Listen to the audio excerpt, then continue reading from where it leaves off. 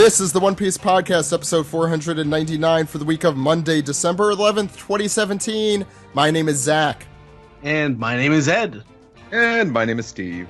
Great to have all three of us on the show, I guess. We also have with us this week, very special guest translator for One Piece in Weekly Shonen Jump. Stephen Paul's with us. How's it going, Stephen? Hey, it's pretty good. We're not as much on fire now, but it is still regularly 80 degrees in the middle of the day, so yay December. Yeah, it's that normal December weather.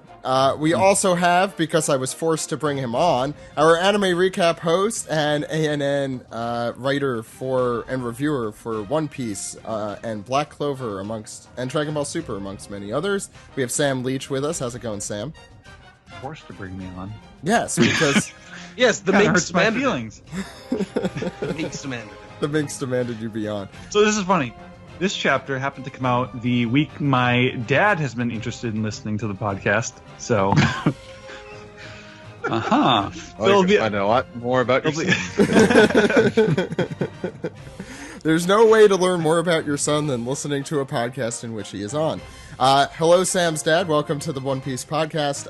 This week, we're going to be going through manga chapter 888. We also have an anime recap. Sam, what episode is that for? That would be for episode 817. And we also have some piece together. But before we get started, I want to make our big announcement. What we are doing next week / the week after / probably many other weeks to come to celebrate our 500th episode. Believe it or not, we have been doing this since 2009. We've racked up, let's be honest, more than 500 episodes at this point. But as of our numerical order, since we started counting, this is our 500th. Are you guys ready? Drum roll, someone. I need a drum roll. Someone's just doing that with their mouth, but I'll take it. We are going to have every guest we could possibly get ever on to talk about One Piece, the One Piece podcast, and just, share a generally amazing conversation with us. Should I go through some of these names? I won't go through all of them. I don't want to spoil things. Right? Go ahead. Yeah, go ahead. Yeah. Tease them. Tease them? Okay, so let's do some ones that we do have. We'll have the voice of Luffy, Colin Clinkenbeard. We'll have the ADR director for One Piece, Mike McFarlane. We'll have everyone's favorite wrestler, ACH, will be here. We'll have the crew from Shonen Jump. That might even be a separate episode because that was a little bit longer than the rest of the interviews. We have a lot of familiar voices and a lot of voices you haven't heard in a long time. I'm going to keep it around there because there's a lot of other surprises that I want to, keep under wraps. But almost everyone. There are some interesting stories, and there's some that Zach hasn't heard yet. So I'm excited to hear what he thinks. Yeah, should I record a commentary track for the interview? How can you record a commentary over an audio? Zach just chimes in. I was thinking when I was listening to this. So it's like a Wonder Years narration kind of going on. Do everything turn. That is not the Wonder Years theme. It's not. I just doing the transitional bit where they would play a song. So we'll have those. They're each around 15 minutes or so, some less, some more. And they're a lot of fun. They're obviously not going to all be on the same episode because we have, how many interviews do we have here? At least 20 or 30, I think. Is that right? Maybe a little less. More scheduled to do still. Yeah, and we have more scheduled as of this moment that we have not yet recorded. So please look forward to that. Please tell your friends if they want to listen to some really cool people talk about One Piece and then some not very cool people talk about One Piece. This is your opportunity. And I really want to thank everyone who came on to talk with us about the impact of One Piece and our podcast. And it was really cool. It was like talking to old friends and new friends. And Steve, I know you were especially hyped by everything we did. Yeah, we have a lot of. I say it's a lot of interesting conversations. Maybe, and I think we kind of go back and talk about things we have talked about before, but those were also hundreds and hundreds of episodes ago. So that's true. A bit of a refresher. I mean, for longtime listeners, you're going to enjoy every single one of these. For short-time listeners, you will enjoy most of them. We're going to also, and even the ones you don't understand, I think they're still very entertaining and enjoyable. And then there's the story about somebody getting arrested. Who? You'll find out. I don't even think I know the answer to that. And the obvious answer is not who I think it is. So some of those will also be available early on our Patreon page, patreon.com/OnePiecePodcast. So you're going to want to subscribe now because hopefully I'll be putting some of those up as early as maybe this week. I don't know. We'll see. But definitely before the year comes to a close. So I want to give a big thanks to everyone who participated in that and everyone who will be participating in that. There's also a little bit of One Piece news. I'm not a big gamer, but I am pretty excited about this. Sam, do you want to explain what One Piece World Seeker is to me? Since just pretend like I don't know anything about video games. All right, so One Piece World Seeker is a video game with One Piece characters in it, where you can go places. Okay. I guess I realized I went too far already. So there are these. You know what a game is, Zach? Like not necessarily a video game, but just like a game. Just bring it up a little bit more. Do you know what fun is, Zach? No, Steve. For the last time, no. But Sam, please continue. Basically, the only real thing we know about it is a few kind of generic looking screenshots and the fact that it is supposed to be an open world game. So which is kind of the hot thing right now because the newest Zelda was very popular for just giving you a world where you could go in any direction you want and just giving you stuff to do no matter what you choose to do. So would it be like a No Man's Sky game except good? No guarantees. Or maybe as good. Cool. I mean, I think I was looking for like in a One Piece game, like a infinite world kind of thing, which I guess this is, or what do they call massive MMORPG or what? MMOs. Yeah. I guess this is different than that. No. Yeah. Well, the implication that we had, they haven't really explained a whole lot. It's just been sort of like fluffy promotional stuff, but it seems like it maybe think of a cross between like the unlimited adventure games and maybe a Pirate Warriors, a little more actiony thing where you're fighting guys and you're running around on a map, but perhaps not quite as much of like okay, here you go from this point straight ahead to the next point because there's mountains all around you and that's the only place you can go. It'll probably be a bit more free as far as roaming around and exploring. It's not just a bunch of corridors. So not quite. Now, when they say open world One Piece, I feel like that should include the ocean a bit, but it looks like it's just an island so far. Yeah, what they're showing. Yeah, I hope there is some sailing. Like I've always wanted a One Piece game kind of in a similar style to Wind Waker. Right. Yeah. Speaking of sailing, the terrain looks kind of like realistic though. Like it doesn't quite look like a One Piece thing. It looks like he dropped him into Elder Scrolls or something. Yeah, that's exactly what I was thinking. This is like that one town in Skyrim. Yeah. I hope that's just the tutorial island. Yeah, we'll see. Better talk with the minister of that place. So, but this is like the big thing that they've been hinting at. It was Project Dawn was the name that they originally were teasing it under, and it sounds like this. They were teasing it with like Marie-Joie on fire, right? I forget what it was, but it seems like this is going to be their next big video game project. So it'll be fun to see or something. Who knows?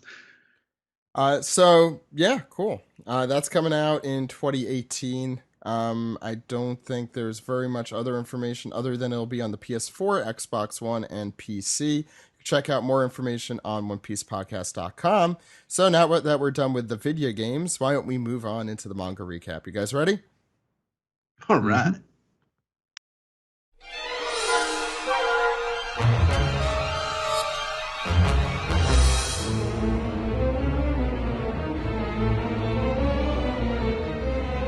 This is the manga recap for Chapter 888, Lion. And to celebrate our 888th chapter, what do we have going on the front page we here? We summon the Lord of Darkness, right? 888.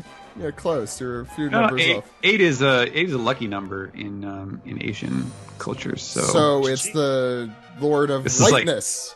This is like the all sevens on the jackpot for this. Ed, what's going on? Because you told me this was over and it's continuing. I lied.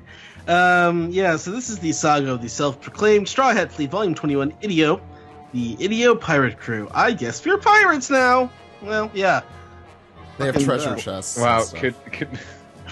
could these characters be any more self-aware of this cover story being a bore? They are the most interesting about them. I guess they are the triple X sexy pirates. X gonna give it to you, I guess. But, Oh, write that down. Triple X gonna give it to you. yeah. Why don't you put that as that sounds like a really bad idea, but I'll write it down. This seems like a finale. I sure as hell hope so. I'd rather see what the Tontatas are up to at this point. We can do cute voices every week. Yeah. Oh my God, we haven't read things with the letter W in front of them in quite a while. They don't actually speak in these unless the text in the bottom is in there. That won't stop us. Fair. I don't know. I thought the last cover page was pretty damning of this whole story too, where it's like, we're just gonna leave now. Wait, don't you want to hear about our plight, our war against each other? No.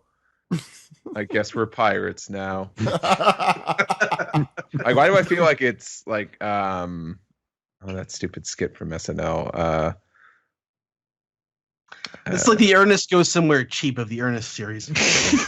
This is just like the downer. It's the sketch from with was it Racial Trash from SNL? When Debbie Downer, you know. Yeah. We're pirates now. Anyway, let's move on. Unless there's anything else you want to say here, but we shouldn't. Ed. We open on a page that is destined to be the cliffhanger in a particularly slow episode of the anime. Good boy. Anyway, Katakuri is speaking. So he says to Luffy, "You're back and feistier than ever. Answer my question. You could have kept running. You were up against me. No one would have mocked you for fleeing. So why did you return? You decide you prefer death to the shame of being a coward." He's very haughty right now. "Or did you recognize my superiority and come back to plead your case to work under me?" And Luffy's he's exhausted, and Katakuri is explicitly looking down on him the way Oda draws him. And speed lines. Sorry to interrupt, but remember he is seeing 2 panels ahead. So this is him responding to "I came back to beat you." That's why he has speed lines in this particular panel. Exactly. He starts to move backwards as Luffy starts to punch as he declares, "I came back to beat you." Katakuri says, this is actually a good line, "That wasn't an option." I think I got the tone right on that one. He could have said that before Luffy said his thing, in Katakuri fashion, but I think it wouldn't be as cool. Well, he doesn't need to say that before, It wouldn't make any sense. Go ahead, Stephen. Yeah. So yes, we leave the Mirror World, and here are the Tart ships. They are firing, and they're firing the little cannonballs with faces, which I believe we saw in an earlier chapter. And they're all like, "Woo, yeah, woohoo!" They're all excited to fly out. We get this. God, this is like what are those characters in like Macbeth or Hamlet or something that just come in for comedic relief? It's like Greek chorus and Utena or something, or Guildenstern and Rosencrantz. Yeah, they're just stepping. We're just having a little comic theater with these cannonballs who are so excited. There's one with a little, almost like a Whitebeard stash here. That's here we go, and they're all like, I'm gonna be first. Last one, there's a rotten egg. Pringles man. Yeah, he kind of is the Pringles man. And the one guy on the left who is definitely high is wondering, who are we supposed to be hitting again? This is actually very Waiting for Godot. Is actually what it sounds like. Yeah, who are we hitting again? Who is this mystery target? Oh, the Straw Hat crew, of course. And we see as they rush up on the stern of the Sunny, well, I don't see any Straw Hats. And then they all screech to a halt in midair. And now we're getting into the Looney Tunes territory. Excuse us, ma'am, where's the Straw Hat crew? And Nami is there, kind of looks like Gandalf and with her staff, and she's just like, that away, they're over there. And you shall pass in the other direction. the other direction. And then this is my favorite line of all the cannonballs. This one guy is just like, they're over there, come on, boys. And they all screech 90 degrees to the right. And promptly the thanks for the directions is an amazing line. I don't know why. you gotta be polite. And then they promptly run out of velocity and just fall into the water next to the Sunny, while someone on the ship, which in this panel would appear to be a Charlotte Bavaruis, says, "You nincompoops." And then we see a closer shot where now all of a sudden it says Bavaroa, which is a Bavarian cream, I believe. It's kind of it's a lot like flan, and there's somebody is ranting, how can these cannonballs all be so useless? And the crew is complaining, well, mama's not, she's not real sharp right now, so they're all just kind of acting out. And you see this very feisty group of cannonballs that are all jumping out of the crate there. Let me at him.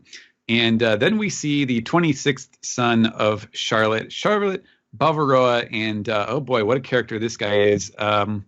He's got his you're having trouble describing him. his flat brim 5950 limited edition Big Mom cap, his lid, and he's flown crow's nest on his ship. Yeah, that's true. Yeah. Oh yeah, that's cool. Good catch. That's the cover for you. And he's got like dreads. He's got the dreaded braided beard, which is very weird. Old-timey prisoner costume. See, I thought that at first, but then if you look at the very deep neck on it, it starts to look more like a 1930s Charles Atlas swimsuit. And check out the frills on the legs. So yeah, he's got some nice tied up booties and some boxing gloves and some mummy bandages, but he's just a character. And he is a creative character, pretty much. He's yeah. I love the cap on the ship as well. It's pretty good. He's just a bad MMO character. It's like, I can't stop buying loot boxes. And yeah, he seems to be the one leading the charge here behind Big Mom and Prospero on the Candy Sea Slug. But it doesn't make sense. Mama's still going the same speed. We're going as fast as we can behind her. So why aren't we catching up? Why do they keep staying ahead? And they're explaining, oh, well, it must be because Jinbei, his magical shit, knowledge of the waves. The magical shit he does. Yep. But don't worry, someone says, it'll all be over soon. Why is that? Because they just got a transmission. And that transmission, we'll find out momentarily. We cut to the Sunny, which is under heavy barrage, despite the cannonballs being idiots. And we see at the top, Carrot still perched at the crow's nest, saying, hey, everybody. And everyone saying, what is it, Carrot? And everyone kind of, Nami and Carrot kind of just fall silent. And Jinbei falls extra silent because he has ellipses. And they see, oh no, there's a whole bunch of ships up ahead. And we get this really cool pan out. We also notice it is night out. That is important. And we look from behind Big Mom on her globular mode of transportation. And Breverori, and we're going to find out soon, Smoothie's backup fleet in the back there. And in front is Daifuku, who comes equipped with a Genie Weenie. In the front, so at the fore, at the bow, whatever you'd like to call it. Anyway, and they are stuck in between. And so we get a good shot of Daifuku and his fleet and a little bit of his crew there. Nothing super interesting besides Daifuku looking like his normal self. I don't know if I noticed that there was actually a lamp logo in his belt, but still good to note. He's the third son of Charlotte. And well, that's what he rubs, right? Yeah, that's His where lamp. he rubs. Yeah, and it looks very looks like something else. And to the stern, we see Smoothie and her crew, who look badass, might I add. The 14th daughter and one of the Sweet Three. Anything you guys want to note about this page before we move on? All the single ladies. She looks like Miss Wednesday. She looks like Miss Wednesday. Oh yeah, I could see that. Yeah. Same hair done up, striped shirt from the anime, not the manga. And then the other one is sort of, she's kind of got the which one was it, Sandersonia, or was it the other one? They actually the kind of Marigold. The white-faced sister. Actually, the one on the left. Oh also, no, Sandersonia. The one on the left looks a little like the black-haired. Do you know? Looks what like I'm talking about? No, it looks like terracotta. It looks like terracotta. Is that who I'm thinking of? Yeah, Yeah. No, you're all wrong. It looks like a female portion of me. Okay. The classics are back. Steve. So on our next page here, this is Daifuku talking to the transponder snail. He says, "Brother Peros, why is it taking you so long to eliminate just one little rat? Shall I sink them?" He's like, "As you wish, Perorine. You just had to make a big scene for your big entrance. In either case," and we pan out, and it's once again Big Mom writing this. What is this smiley wannabe thing again? The sea slug. Sea slug? Candy sea slug, sorry. Okay, yeah, and that's Sparrow controlling that, right? Mm-hmm. Okay, and it's like, in either case, Mama will be heading for Pudding and Cacao Island, and her stomach is gurgling, and she's saying, "Wedding." He's like, is it just me, or have you lost weight, Mama? I believe you're shrinking, sire.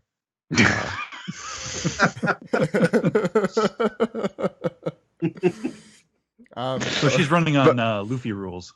Yeah, I remember the previous page. I'm like, something looks off about her, and then this one especially. I was like, she looks very off model, and then I realized, oh, I guess now it's just part of the storyline where if she doesn't eat what she wants, she's just gonna lose weight. Shrinking? Are you acting ridiculous? I'm not I shrinking. believe you're shrinking. But how convenient. But yeah, she looks even scarier now. Yeah, because now she's gonna have all that excess skin. Yeah, look at her fingers, though. Look at her fingers; they're great. When older people lose a lot of weight, it's sometimes more terrifying. Please keep going, Steve. And I believe this is Daifuku yelling, "Prepare to fire once the target is within range. Let it rip." He looks a lot like the comedian Sinbad. I can see it, yeah. Who's famous for playing a genie? Oh, that was not him. That was Shaq. I was making a joke. I know. You are Nelson Mandela. Go ahead. Kazam. I'm thinking of Gomer Pyle, who just passed away. Anyway, go ahead.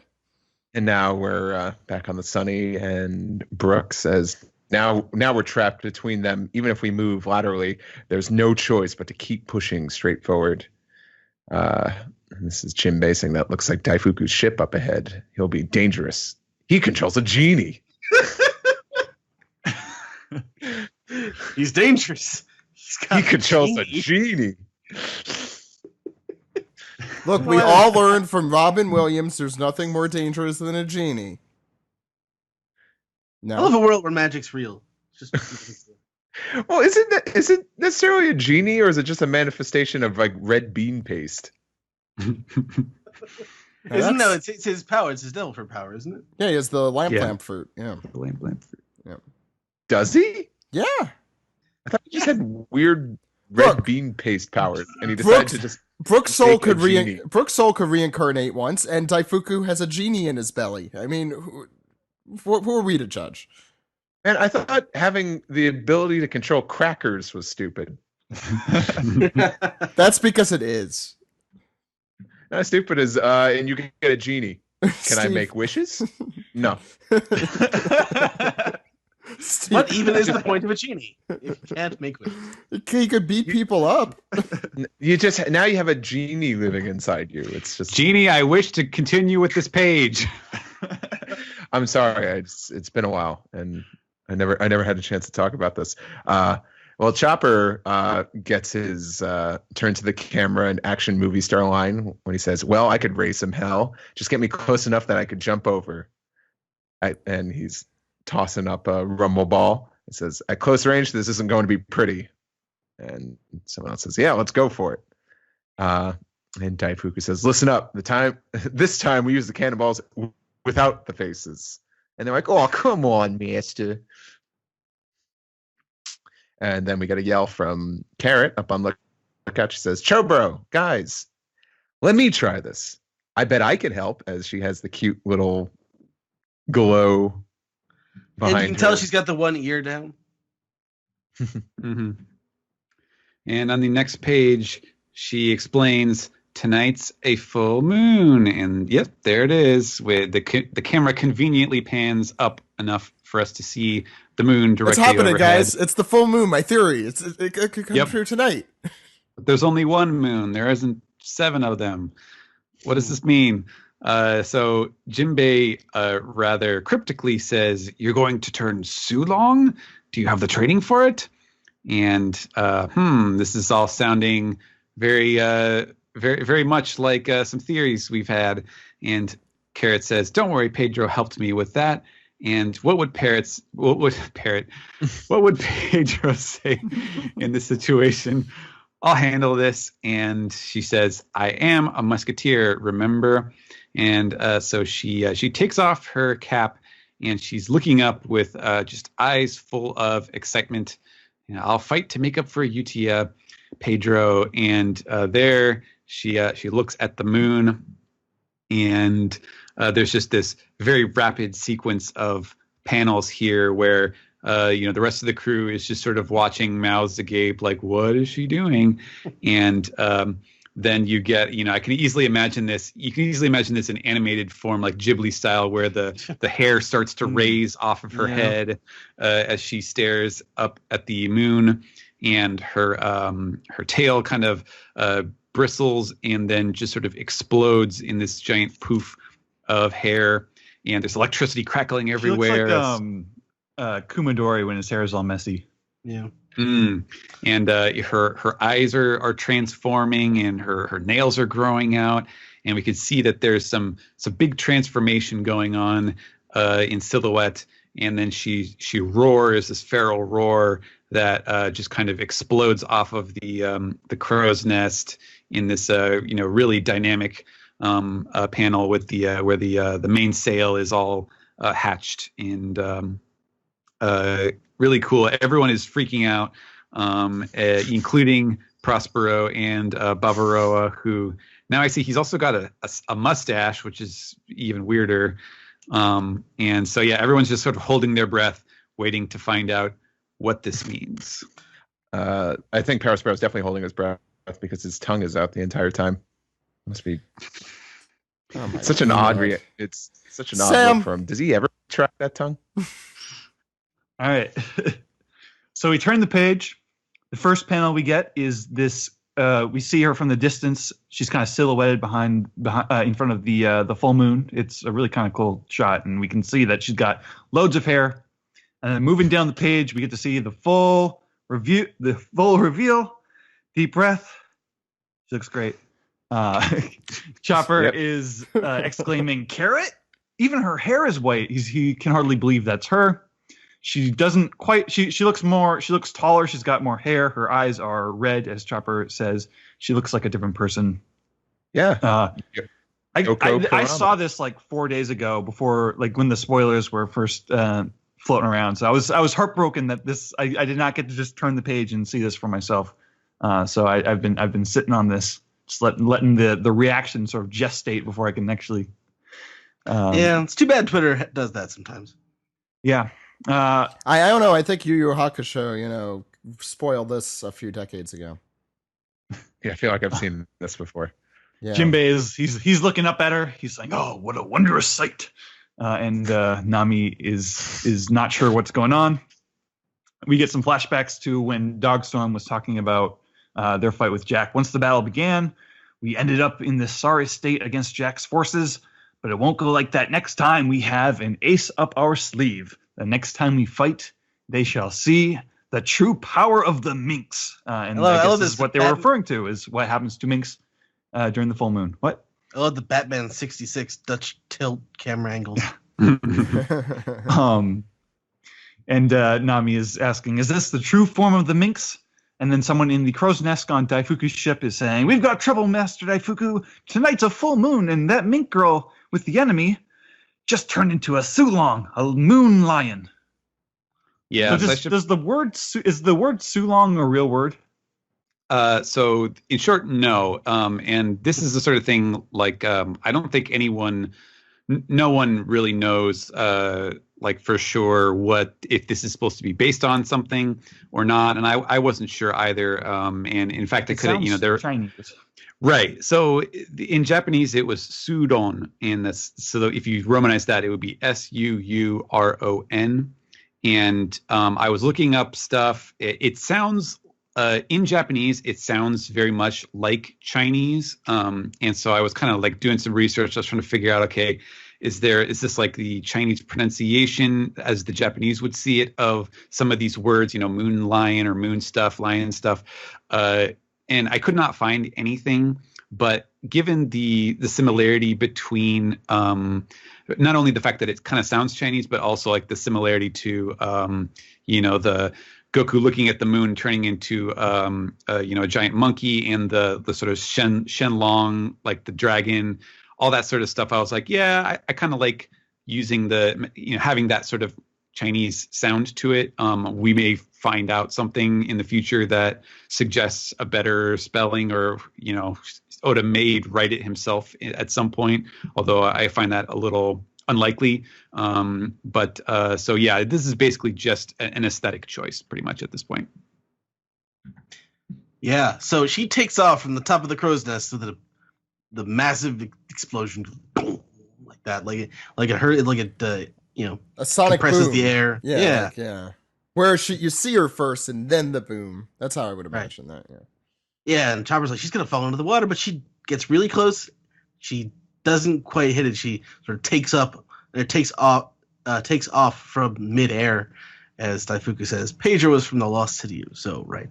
She from there too, and his men try to shoot her down, but they can't, because she is a warrior of Zo. That she's made of sterner stuff than that, and she stares them down with like the black eye, like the big eye makeup, red eye, red eyes, right? Yeah, it's the eyes that I wake up to every morning. They're my eyes. I'm saying I am a secret moon lion Zo person. Just sounds like you should get some sleep. Shut up, Steve. But like, she does this. She lands on the side of the ship with a sort of falls right into place there, and she pulls out her nails, and she's like doing like backflips through the ship, and she's basically owning them. I love that middle panel here, where it's like she's landing on the edge of the ship like so fast that her hair is like still catching up. Yeah, she's basically pulling a Captain Kuro on these guys. Except, she's better than she's cooler. Him. She's cool. Period. No. Oh yeah. Well, now the rabbit is out of the bag. Oh, Sam. Oh, go ahead, Sam. Oh. So we turn the page. We see Carrot. She's garching a guy to death. The right way to go. She's taking out. She's taking out all these guys. Yeah, with electricity. She's kicking guys. She's then suddenly she's like way on the other side of the deck, and she's like doing this crazy backflip thing. And she lands on the top of this right below the mast. We see Nami's asking Chopper. Chopper's at the binoculars. She's like, Chopper, what's going on? What's happening? And he's just got this awestruck face on. That's such a great panel. It's a great panel. It's like she does a tumbling pass. I love gymnastics, and she lands on top of the thing, and she's like, ta-da! Yeah, I love the little eyelashes on Chopper. I think that's what makes it the funny. weirdest boner right now. I really do. I love that middle Chopper. That middle panel, because of the way that, if you notice, the background disappears underneath her, and like there isn't that much motion to. I mean, the motion in her pose there is all in the angles and not so much in like a bazillion speed lines. So it's Well, really it's clear and crisp.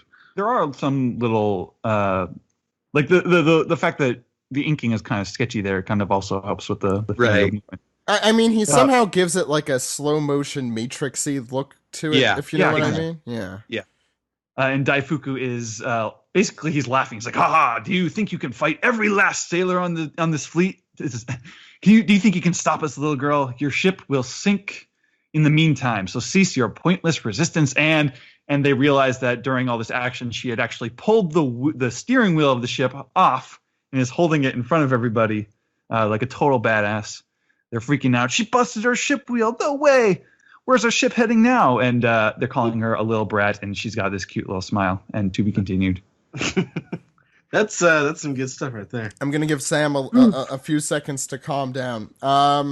First, let's go to Stephen. What did you think?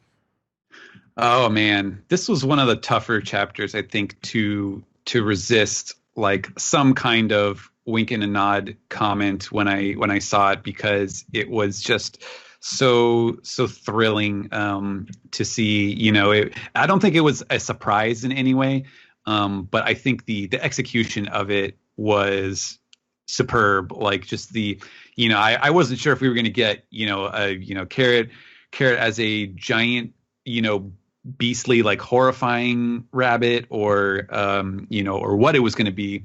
And I think like a almost an alien beauty, like just sort of mythical version of herself was. I just wasn't expecting it for some reason, and it was really, really awesome, especially coming from her. Of all the the Mink characters that he could have potentially done this with, I think this was super effective. A way to reveal the true power of the Minks, just a really exciting and fantastic action sequence that followed that up, and so super fun. Just I felt like euphoric reading it, because it was so exciting to see this character just absolutely dominating the bad guys. Sam? Sam, go ahead. I was gonna wait. But you could do it, actually. I love her so much. Insightful. Yeah, because I was definitely expecting more in the more monstrous vein, and I think it's a kind of case where pretty much no matter what direction Oda went with her transformation, I was probably going to like it. I was just real surprised, because when I first saw this picture, I didn't think it was real at first. Like, it doesn't look like the kind of thing Oda would draw. I think Steven said it right, where it's like there's like an alienness to it, especially with her like black eyes like that. It's so unreal. This is definitely a case where I think being spoiled on it ahead of time did kind of it definitely affected how exciting it was. Actually reading the chapter itself, because just how do you get from point A to point B? Like, we knew we were teasing the whole moon idea, but like I'm still feeling weird about like the fact that there's a full moon right now. Like, it feels like it's too soon compared to Zoe, and they're just not going to address it at all right now, I guess. But the action, I love her look. I just love that. I've been championing this character from pretty early on, and it just feels good to see her get this moment that's like this exciting, and like gets everybody seems to be on board with this, and that's exciting to be a part of. And I love how I love the juxtaposition between Carrot, who's like this girl who like draws shoujo fan art for fun, and then also has like this almost magical girl kind of transformation of her own. I thought that was cool. She is Sailor Moon in this story.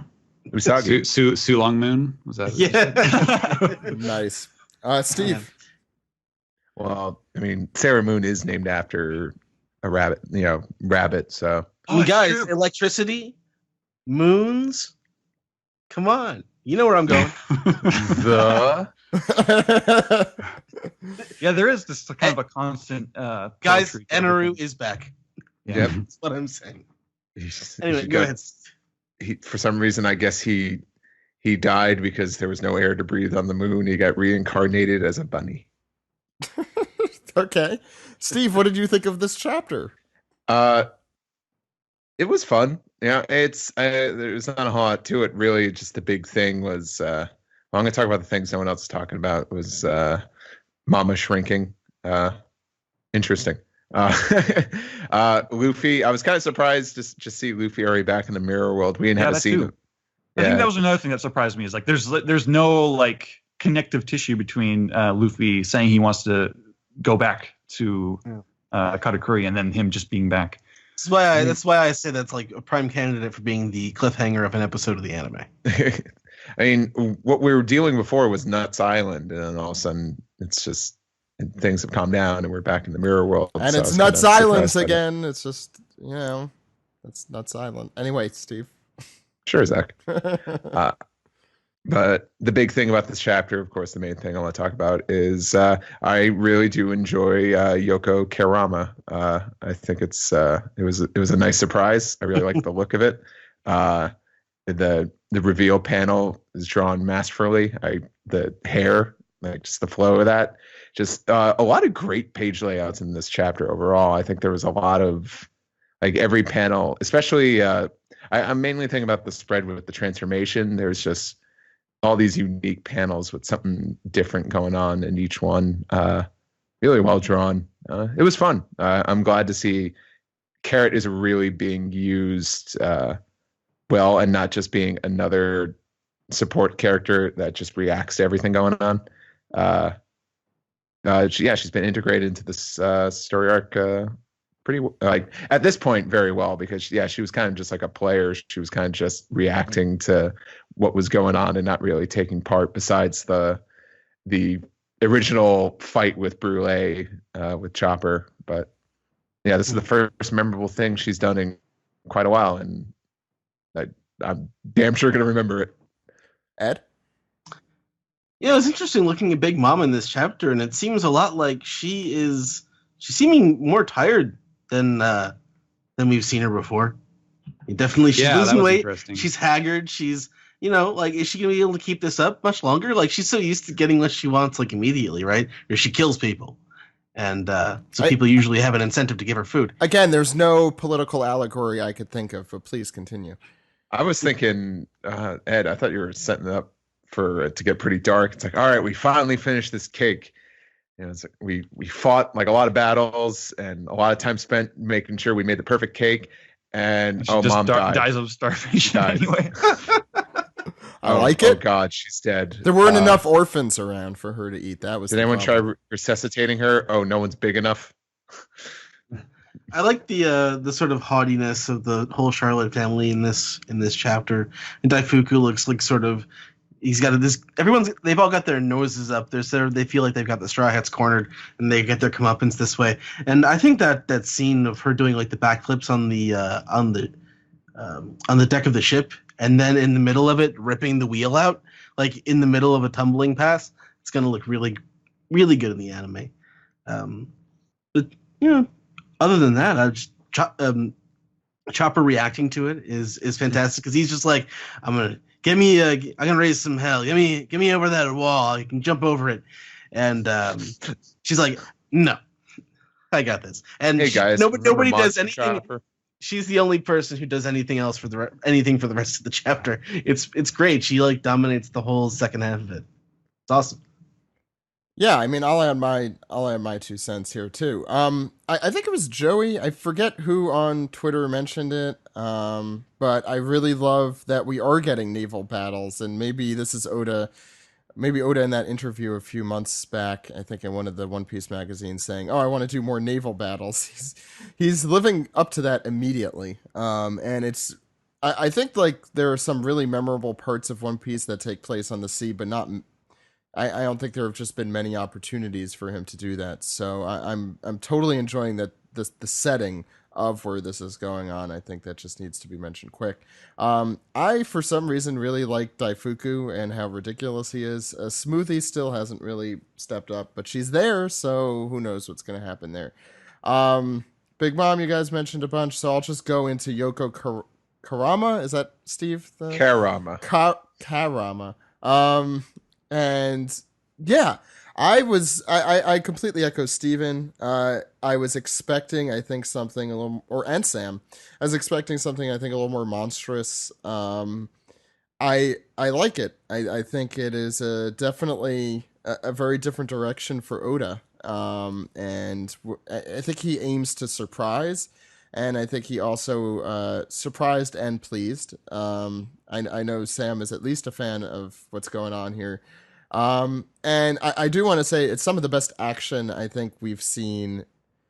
Definitely some of the best action I think in the series, and how it was directed, and how it was laid out, and just I love every single panel after she, and including the transformation here, with Yoko Karama. And I do just also want to add that this brings up something very interesting here. Just imagining what all of the other minks would look like with this transformation, or just imagining the strength of the minks during this transformation. If you recall, during Zoe, they mentioned, "Oh, it's a good thing the moon's covered by fog tonight." What about Cat Viper? You know, that's the first one that came into my brain. Like, he's already pretty lion-like. I don't know if they're all lions, but like Cat Viper already looks like he had been transformed from something else. But it's so imagining that, and even Dogstorm and the rest of them. Pedro, I'm kind of upset. Maybe we will still see his transformation, as kind of weaving in. Oh, maybe he's not dead. Who knows if that's actually gonna happen? And Peckham's is still around. In this Lion. Well. Lion.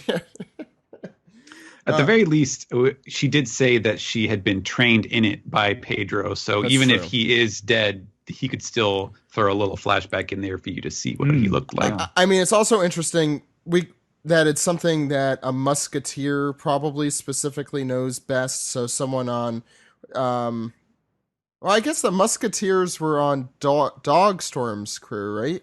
But the Cat Viper crew must know it as well, because Pedro was. Which side was Pedro? Was on Cat Viper's crew, right? Sounds about right. Yeah, I think so. Yeah, he was one of the Forest Guardians. Right. And that might be a mistake by Oda. Maybe it was the Forest Guardians that know this, or maybe it's both that know it. I mean, or maybe just the fact that she was trained as a musketeer was part of that training. But either way, if Pedro knows it, which I assume he would, Peckham's probably knows it, since they used to work together, quote unquote. They were on the same ship, I believe.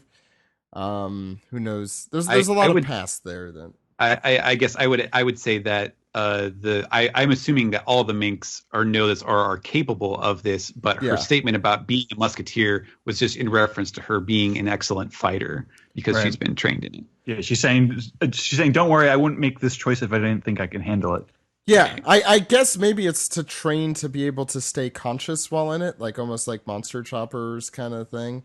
I just, that's kind of my theory, I guess, on that. Or just training to be stronger in that form.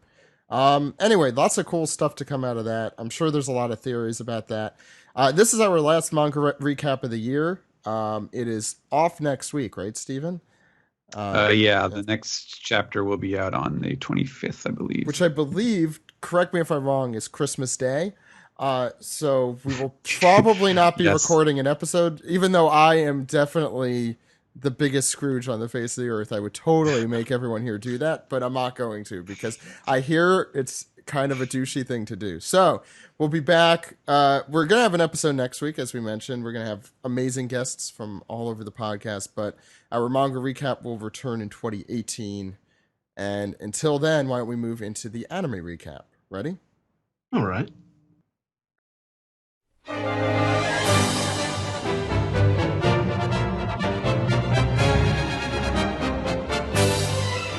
This is the anime recap for episode 817, Moist Cigarette, the night before Sanji's wedding. I'm your host Sam, and today with me we have, once again, Ed. Hello. So, the title keeps striking me as like a euphemism. Well, Moist Cigarette, and the night before his wedding, so there's a whole story you can string out of that. I mean, you can't, there's no use for a moist cigarette. There's nothing going on. That's what I'm saying. Yeah. And, I mean, after all the work they go through to make smoking look super cool in this episode. The title card begins at 3 minutes and 58 seconds. It opens with some more Luffy arm shenanigans as he's trying to tear his arms off. Yeah. Could have done without this, again. I do like done without them in this entire episode, except for the parts where they had to have them in there because they did that sort of artistic thing, like midway through the episode, with cutting in between them and showing the pudding thing. And I'm getting ahead of myself. Yeah. I do like the kind of moment where Nami's like, "No, I don't want to see that." Like she's just like, "Just don't." Luffy is calling her unreasonable, saying he's not a man who dies in a place like this. Alper's just like, "What the hell?" We come to Sanji, who has prepared too much food for his little nighttime impromptu date with Pudding. And it turns out he's made, just out of pure habit, he's made all of the Straw Hat's favorites. We see some meat for Luffy. We see, I think, ramen of some kind. Curry and rice. Yeah, curry and rice, sandwiches. I think Robin likes sandwiches. There was a burger. Yeah, there's definitely a burger. There's the Usopp's fish.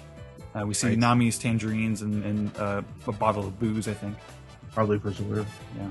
And he's fantasizing about what this meal is going to be like between him and Pudding. Because he made so much food, she could easily offer some food for him, and she'd be like feeding him, and it's like his perfect fantasies. He's hugging himself. He's got the hard eyes. Yeah. This goes on for quite a while. And I don't know. I found it to be cute, but if it had come later on in the episode, I would have been much more annoyed. I do like that when he's leaving. I should have seen the rest of this episode coming. Yeah. I do like that as he's leaving, the eggplant man is asking him where he's going. He's like, "Oh, I'm off to have a good time," and the eggplant man is like, "Oh, in that case, do you want an eggplant? Don't forget to bring an eggplant." So Sanji arrives to the big Beauty and the Beast door. That is calling him this. It's the armoire. It's the and she dives from. It's a good scene. And she's the door is calling. It's the door going into Pudding's room, and she's calling Sanji. "Oh, you silly boy! Pudding-sama is in the middle of something," and she makes it. Her tone kind of implies that it's something saucy, and Sanji blushes. I would have. I think like it was implied to be much more lewd than Sanji took it as. I think. Right. He's like, "Oh, is she in her pajamas? Is she undressing?" Like, okay, I guess this is a children's anime after all. And he's asking the door if, can you give Pudding this food and flowers that I made for her? And the door's like, no. So he sulks off down the hall. He goes up against the wall. This is your favorite scene. He just starts smoking for like a good minute. No, they open a spotlight on him. He whips out his pack of cigarettes, flicks one out, puts it in his mouth, like dramatically lights his lighter, and then we see him smoking from one angle, then a second angle, then a third angle, and then a fourth angle, and then he's like, "Oh wait, there's a balcony in her room." Right, and it's the classic expensive gold lighter. My God, it's beautiful though. They really do like smoking is just about the coolest thing you can do as far as one is concerned in this episode. So he's going out towards the outside where it's raining. He's talking to himself. He's like, "Well, if I'm looking in, I might be a peeping Tom, and that's no good." But then he kind of talks himself into it. He's like, "Well, we're going to be married anyway, so it's not a crime," which I think is not really okay logic, frankly. No, not really. Yeah, I mean, yeah. So he makes it to the window. He's like, "Oh, there's Pudding." And Reiju? Why is Reiju in there? And we are introduced to Pudding with her hands in her face in her hands. She seems to be laughing or crying about something. It's kind of hard to tell. But then like we get a close up of her bangs, and like they kind of sweep to the side, and we can see that she has an eye on her on her forehead, a third eye, confirming that she is indeed the three-eyed girl from the end of the Fishman Island arc. I really don't know anyone who could have looked at her like either. You must have just forgotten about her because if you remember what she looked like, it couldn't have been anyone else just by the color of her hair. Right. I mean, like I normally don't advocate that argument, but you know, unlike the pink hair, this is actually a relatively rare color in the world of One Piece. In the manga, you did not know that they had the same hair color, and in the anime, you probably don't remember that character at all. Right. So then there's the music was pretty interesting in this episode. There was at least 2 tracks that I did not recognize. Yeah, at the end I suggested they replace. I don't know if you've ever watched The West Wing, but no. the end of season 2 of The West Wing. I think it won a whole bunch of awards, but they used the song "Brothers in Arms" by Dire Straits, but it's the exact same sort of motif. So Pudding is laughing hysterically. She's an evil villainess. We learn that she's monologuing to Reiju because she's a villain and she likes doing that kind of thing. It turns out she is actually Mama's favorite because she is so good at acting, and that she's been tricking the Sanji and the Straw Hats this whole time. Only my family knows my true nature, and she's like very gleeful and is enjoying every moment of being as evil as she is. And this is the moment where you really get to see her actress's chops. Where I mean, we kind of knew going in that, like, you know, she's playing this like sweet character, but she's eventually going to have to make this turn. So you know that must have been part of the audition. Yeah, but like I don't know. It's hard to talk about what goes on with Pudding later on, but which makes it exposing this to Reiju seem so sort of gratuitous and out of character. Right. I mean, yeah, and it's the kind of thing that it gets followed up with immediately, and it would have been nice if that part was in this episode. It's like they had to lead us in the other direction in order to swerve us later. Like, but not even that far later, you know? Mm-hmm. Yeah. I do not get the impression that this episode it's the clunkiest thing storytelling wise, probably in the whole arc. Yeah, in a while for sure. And that's not to say I don't like the story. I just don't know that this particular scene makes sense in retrospect. Yeah, I mostly agree. I do like Sanji's like really horrified face. Like like the shadows are really heavy. Mm-hmm. His eyes like just like a perfect circle, and his pupils are shrunken down. It was a backhanded compliment, but it was a compliment when I put on Twitter that there's a lot of great still images, mm-hmm. a lot of static scenes in this, like a lot of sort of tableau of images of like the window and Sanji from various angles and flowers and quick cutting a little bit. I thought that Sanji especially really popped in the art during this whole time, like when when we're watching him just listening in on the conversation. Like I really like how they drew him, and I think he pops off the screen a lot better than Pudding does. And in addition to cigarettes, One Piece makes guns look really cool this week with Pudding. The way she sort of sits on the couch and holds that gun, like when the gun is smoking, she looks so damn cool. Right. We we come back to Luffy and Nami, where we're seeing the scene where Pudding was saying goodbye to them from their point of view. We get to see the whole story, and they really stick on this flashback like a little too long. Like they basically just repeat the scene as it was edited in the past. Yeah. You know? I kind of wish that they just like sort of rearranged the manga storytelling and revealed it.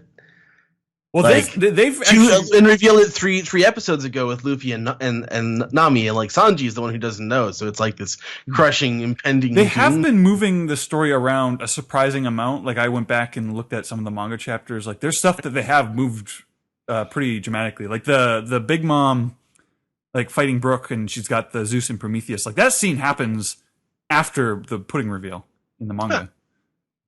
Huh. So. Yeah, we get to see Pudding from Luffy and Nami's point of view. We get to see like her three eyes, and like all three of her eyes are like going in different directions, which looks weird. At one point, she winked one of them. Yeah, she's saying goodbye, guys, but in reality, it turns out the real line was "Goodbye, you pathetic rats."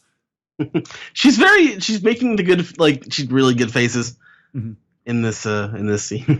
So we get to see a close-up of what's going on with Reiju. Her leg is still bleeding. She's being held down by Nitro the Jelly, her hands, so she can't really move.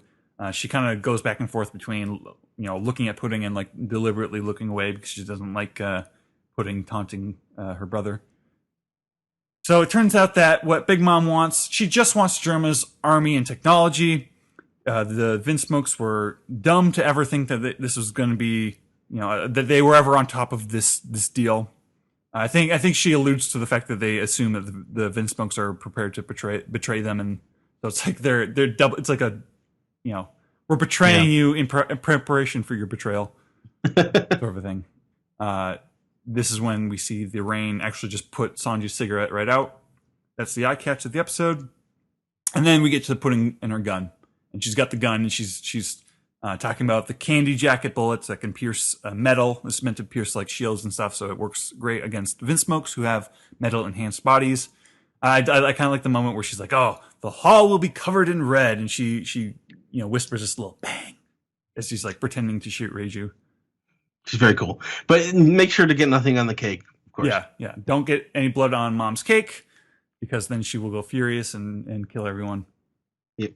So yeah, the whole plan is that Pudding's gonna shoot Sanji at the wedding. All the Vinsmokes are gonna be murdered. And Reiju just has to listen to it. And unknowing to Pudding, Sanji's listening to.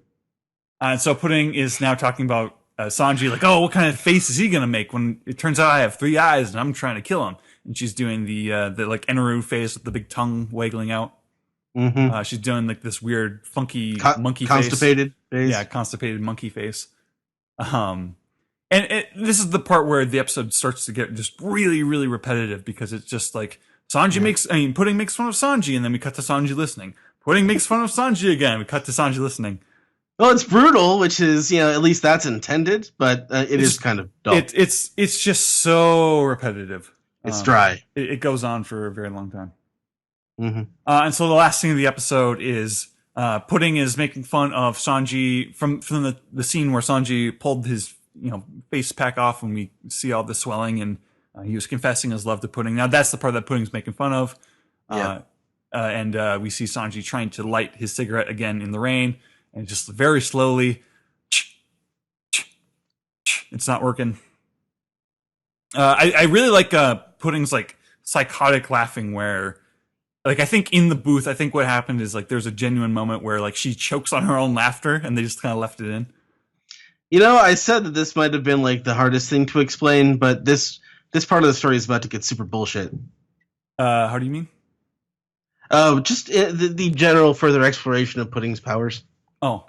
So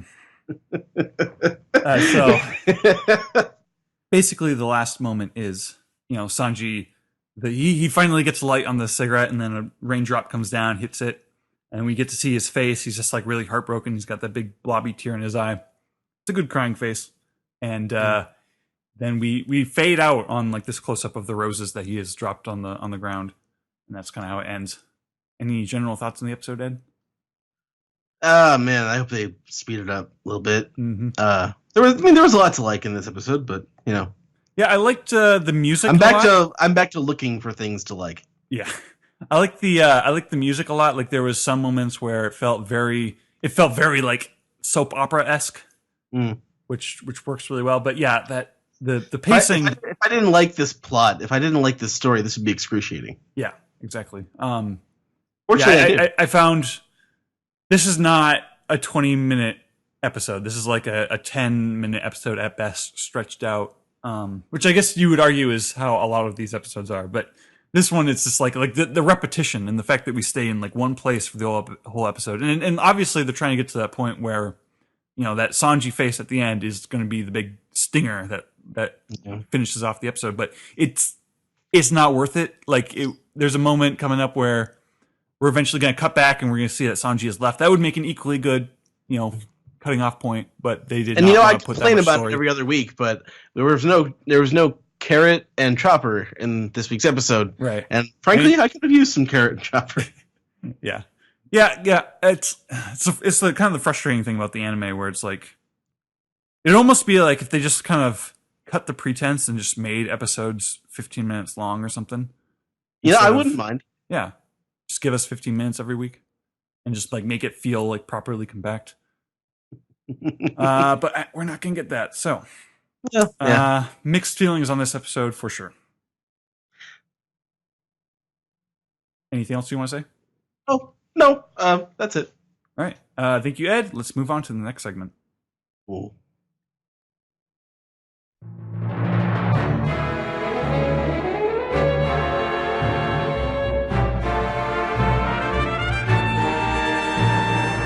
Fighting evil by moonlight, eating carrots by daylight. Running real fast towards a real fight. She is the one named Sulong. Sun Long Moon. Carrot. Or Sulong Moon, rabbit. Right? Yeah. Yes. Thank you for introducing our Piece Together segment this week, Steve. It's great to have you back doing that. Why don't we start with our favorite segment, Ed? This piece. Sam, what's on this piece's piece? This piece. The first one is from, they're kind of spread out, so give me a second. The first one is this piece. If the Straw Hats / other OP characters were Pokemon, what would they be? Now, okay, I know he brought this up in a different chat on Discord. I know he brings this up. This is Hyperbola Bully, by the way. You didn't say the person's name. Yeah, you're right. The most important part. I got him confused with Morgil, who I think is lower. Hyperbola. If the Straw Hats or other OP characters of Pokemon, what would they be? He's asked this because in another chat he was saying that Carrot, the new form of Carrot, looks an awful lot like Mega Ampharos, which is kind of a little too real. I don't know if Steve, you know Pokemon, right? Which one's Ampharos? The yellow giraffe boy who has like rockstar hair when he goes Mega. Oh, I don't remember the Mega form. It just looks like Carrot, basically. But which? So which Straw I guess Hats if Straw Hats Pokemon got Pokemon-like transformations like Carrot got, what would they be? Sanji would be a Blaziken. Right. I think Frankie would look cool if he like turned into like a Mega Blastoise. Chopper is Bidoof. Yes. No, silly Steven. He'd be the deer one from Black and White that I forgot the name of. But Bidoof kind of looks like a Kung Fu Chopper. I mean, I always kind of thought like Frankie. Well, that doesn't make too much sense. But a Golurk would be kind of cool because it's a big robot. That's a ghost robot. Don't ask. Said Sanji has Blaziken. This is basically the what Pokemon would they have question again. Luffy's what, like an Apom, right? The monkey, or Infernape because he's basically Sun Infernape. And I think our podcast's canon answer for what Brook is Ghastly. I think we determined that ages ago. He's a Dusk Skull. Come on, Steven. One second, I have no idea what's going on right now. Oh, I zoned out a while ago. What's next? Okay, next question is from Morgil this time, finally. This piece, who draws the covers of Jump? Does Oda draw Luffy when he appears on the cover? What about group covers like this week? Does each artist draw their own character? Yeah, basically. Yeah. The artists provide their drawings for the cover, and they will put them together in a collage. They hire some non-union imitation artists to do those for them. Chiro Odabergo. Well, except for weeks ago when it was all those drawings of Luffy. Those are from fans. They hire the nearest Mexican equivalent or cheapest Mexican equivalent. Is that the Simpsons line? Anyway, yes. Sorry. His follow-up is I'm no furry, but damn, Carrot's transformed form was hot, and he spells hot HAWT. Well, she was always hot, Morgil. Well, I have news for you. You're a furry now. So, this piece: if Carrot eats a Rumble Ball, would that cause her to transform even without a full moon? That's a good question. Rumble Balls are devil fruit based, I think. Yeah. Morgil again has another question. This piece: what's the Hibiki that Oda's been reading? Is it available in English legally? Actually, I looked this up before we recorded, and it looks like it's the seinen manga from Big Comic Superior, and I don't know what it's necessarily about, but judging by the covers, it seems to be something to do with either writing or libraries or something like that. There's a lot of librarian-looking girl carrying around stacks of books and things. So it's not available in English. No. Oh, no. Yeah. The reviews on Amazon Japan, not great. Not so good, actually. No. Yeah. The next disc piece is from Abdul. Hey guys, in the chapter, it was said that Carrot turned Sulong, which was translated as Moon Lion. Do you think all minks have the same specific transformation once they go Sulong? As in, does Sulong mean Moon Lion for all minks? Writing this before I know who's on the panel, but what are all your thoughts? Thanks. Steven. Mm-hmm. I'm not sure. I guess I'm not entirely sure what he's getting at specifically with the question. Well, Well, do you think do you think hyperbolably. lion is like Carrot's thing, and that maybe other animals have different hybrid Oh, transformations, no, or do you think that Sulong just means moon lion across the board? Yeah, I think that is so the moonline thing was in kanji, and then the sudan was like how you were supposed to read it, and so they refer to that, and he throws in the kanji so that you understand the meaning. And so what I did was I had that, the second time you see it, I had the guy say, "Oh, it's a sulong. He's a a moon lion dash moon lion." So Sulong is the One Piece world word for moon lion. yes, yeah, and So- I believe that's probably just a descriptive term, a fanciful term, because they see the moon, they turn, they become fierce like a lion. That's how I interpret it. So On that note, Yeah, hyperbolables. Then his prediction was Peckham's turns into a moon turtle lion, so that would not be the case. Yeah. exactly. Yeah. Sorry to step on your feet there. Well, no, that would be the case because he turns into a moon lion, right? He's a turtle lion who turns into a moon lion. Well, no, then he he's a would moon be turtle lion. he would be a moon lion turtle lion. I know I've gone cross-eyed. That's correct. Any other questions from this piece? That would do it for Dispiece, yeah. Okay, so let's move on to our emails this week. First one comes from Shift from AP, who said, "First, I'm glad I bet on Carrot joining. Second, the Sulong form has a lot of similarities to the energy story transformations of Hody Jones, who shall not be named, although I just named him, and his crew. White hair, red eyes, at least in the color manga and anime, older bodies, and increased strength. Could the Tamate box have originated on Zou as a way to become Sulong without the full moon?" That started out sounding like a stretch, but then the more descriptors he added, it kind of sounded... I think the Tamate stuff is not. I don't think that has to do with anything. But that they may be pulling from like a similar origin or something. The thing about Hody Jones is that he's really not so much of a moon lion. I would describe him more as a water shark. Okay, I'm writing that down. Water shark. Also, Gotta don't place all remember your that. bets just yet. Next question is from Christian, who says, "Hi, One Piece Podcast. With all this moon talk, I assume Zack has collapsed onto the ground, muttering to himself, waxing, waning, ancient kingdom, Eneru. I don't have a question, just worried about Zack's mental health this week. Thanks, One Piece Podcast." I am doing, my mental health is as it normally is. And I only collapsed on the floor a little earlier, so we're good. Next one comes from, let's just move on from that. Timothy says, "Brooke is crying in this chapter because New Carrot is just too sexy." Why did I read that one? Okay, why don't we move to Reddit? Okay, we will start with our very own Chow, Surgeon Chow, who says, "Last week Ash wondered how much energy it takes oven to heat the ocean. So I found the time to attempt a calculation and arrived at the answer Okay, of I'm gonna be back. Go ahead. 150 billion kilojoules. Here's the question: what serious scientific questions have you posed on absurd and or hypothetical situations in this series? And he had a footnote about the kilojoules thing.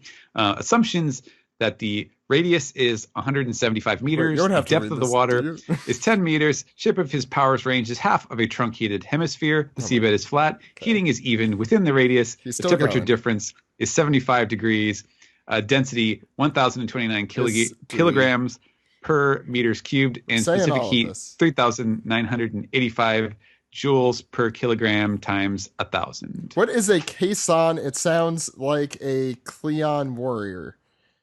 That's a website. Oh, it should be a Star Trek website.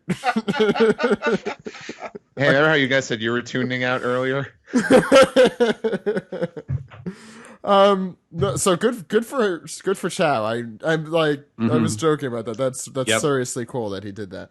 Yeah, I think I've already forgotten what the question was, so maybe we should so. just So the move question on. was, what scientific questions have you posed absurd or hypothetical situations in the series? I think as One Piece fans, we've often taken things way too seriously on this podcast. I think Never me. Chow. I think Chow knows as well as any of us that we do that sometimes. And Chow is like our resident taking things too seriously. That's why we have him on. It's fantastic. The etymological reasons for things. Mm-hmm. If you have not read any of Chow's columns on our site, you should do so, especially if you like deep dives like that. What's next, Stephen? Narthon has a very good point. Why are people saying Jack was lucky for not invading during the full moon? A power that can only be used once a month in good conditions is nearly worthless. Sure, it's neat, but it isn't something one can build defense around. So, yeah, that's a very good point. Like, you see this and you're like, oh my God, this is so cool. Like, this is what Carrot, looks like when she's fighting or whatever. But really, it's not. It's just, when everything is perfect for, when the conditions are ripe, when the moon hits your eye like a big pizza pie, that's what you get. That's a Sulong. It helps that the minks are good fighters anyway. Without it, this is just like, if they do have that luck, they can get extra strong. Look, I have two things here.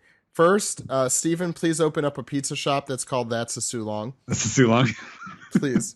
Like a Chinese Italian place, which exists in New York City. Actually, mostly Mexican Chinese places. I know that makes no sense, but there's a lot of them. Anyway. Fried rice.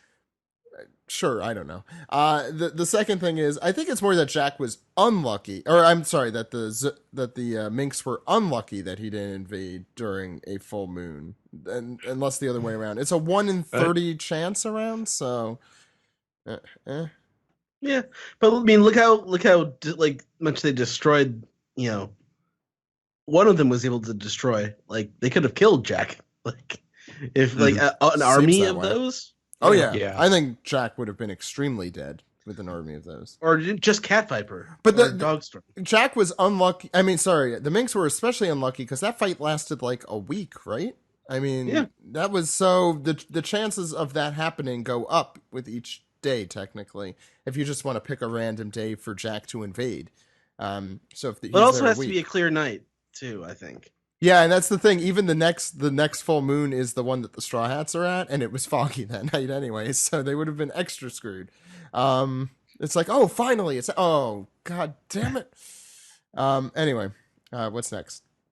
Sailor Karna had a discussion with a friend about Luffy versus Katakuri. They want Luffy to lose, but because he has not lost since he entered the new world. I counter with, if he loses, then there's no conceivable way he could beat Big Mom, but my friend still wants Luffy to lose. How can I convince them that I'm right? I mean, it sounds like they just want to see Luffy lose no matter what. It sounds like they don't understand how shonen manga works. Yeah. Yeah. I think the entire point of Katakuri is that Luffy can have someone he beats in this arc. Because whether or not they physically dominate Big Mom is very much up in the air at this point. That is not guaranteed at all, I think. So yeah, I don't know. Next question from Little Kyle Mother Bleeper. See, I censored myself because I don't want Sam's dad to think that we're a bad influence on his son.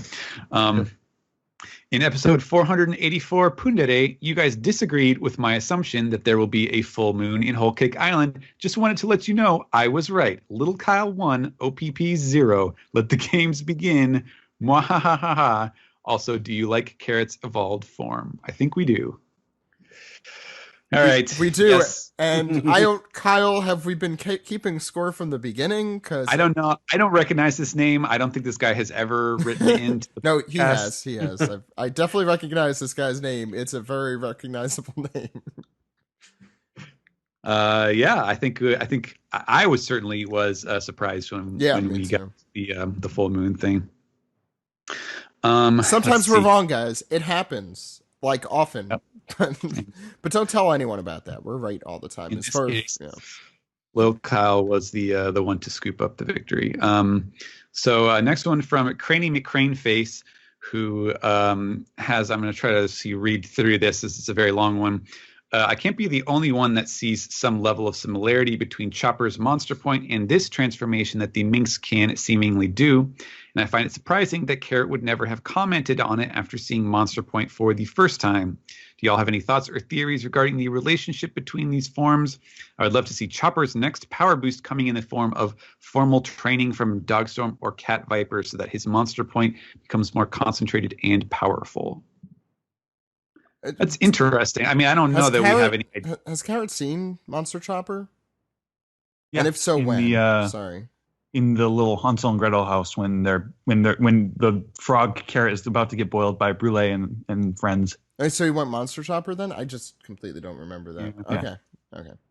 He could Oda could have written something like that then, although I'm pretty sure his thought process would probably be that, oh well, he's already set up the foreshadowing for that with the Dogstorm's speech back on Zoe. So I figured, why give an extra hint that would kind of tell you something more about it there rather than just keep it secret. And there are a million cases in One Piece where something turns out where it's like, oh well, couldn't this other character have just mentioned that when they're hanging out on the Sunny, and then they don't until it's relevant to the story, because that way it's a surprise and it's fun for everybody. And that's a common thread of all the Straw Hats, is they don't have conversations like this. Yeah, exactly. Yeah, they usually just don't care. Exactly. Yeah. Who knows what sort of stuff Robin is keeping secret from them about the revolutionaries and so on. VanMan51 says, I've noticed the opinions on Carrot have now almost unanimously become positive. Many were on the fence about her before this chapter and now have said this is the thing that changed their mind.